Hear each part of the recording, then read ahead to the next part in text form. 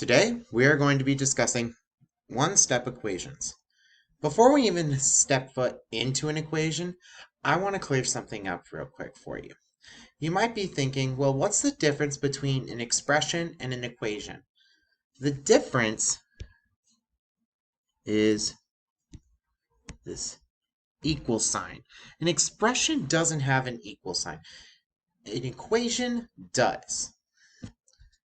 Now, if I take a look at this equation, a plus 2 is equal to 6.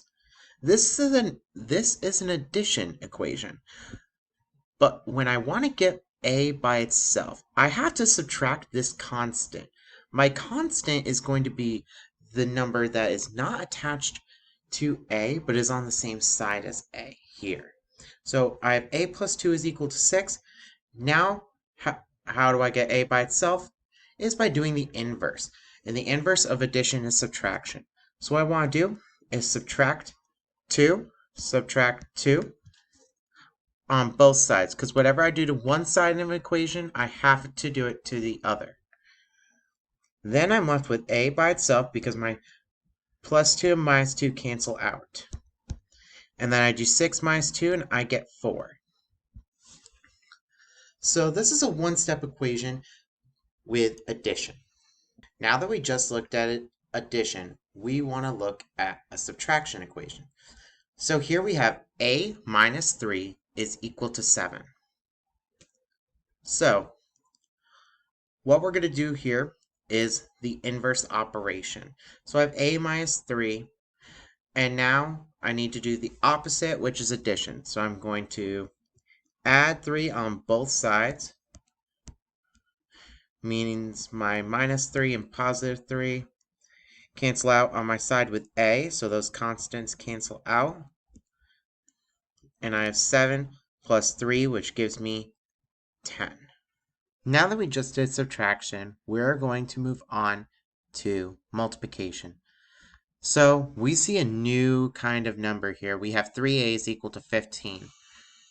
So when we have a number attached to a variable, we're going to call that number a coefficient, okay? So just like with the other equations, we need to do the inverse operation to get our variable by itself. With multiplication, the inverse operation is division.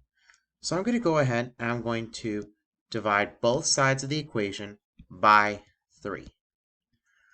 My 3's will cancel out, so my a will no longer be attached to 3. So a will be by itself. And I have 15 divided by 3, which will give me 5. Last but certainly not least, we are going to do division equations. So here we see we have a over 7, which looks like a fraction, is equal to 3. So this fraction looking number means it's going to be a division problem. And we know what our inverse operation for division is, which is multiplication. So I'm going to multiply this entire thing by 7. Okay, that means that I'm going to have a 7 on top, and my 7's will cancel. But I'm also going to be multiplying the other side by 7.